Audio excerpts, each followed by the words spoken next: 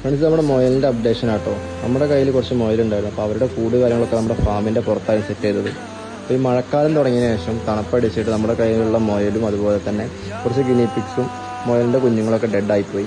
അതിനുശേഷം നമ്മുടെ ഫാമിൻ്റെ ഉള്ളിലോട്ടേക്ക് നമ്മുടെ മൊയലിൻ്റെ കൂടൊക്കെ നമ്മൾ റീസെറ്റ് ചെയ്തിട്ടുണ്ട് കേട്ടോ.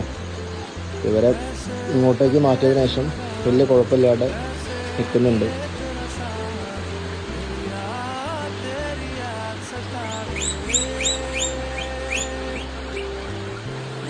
അതുപോലെ നമ്മൾ ഇവർക്ക് രാവിലെ ഈവനിങ് ആട്ടോ ഫുഡ് കൊടുക്കുക. 2 നേരം ഫുഡ് കൊടുക്കൽ. രാവിലെ പുല്ല് കാര്യങ്ങളൊക്കെ പറിച്ചു കൊടുക്കുക. അതുപോലെ ഈവനിങ് പെല്ലറ്റാണ് കൊടുക്കൽ.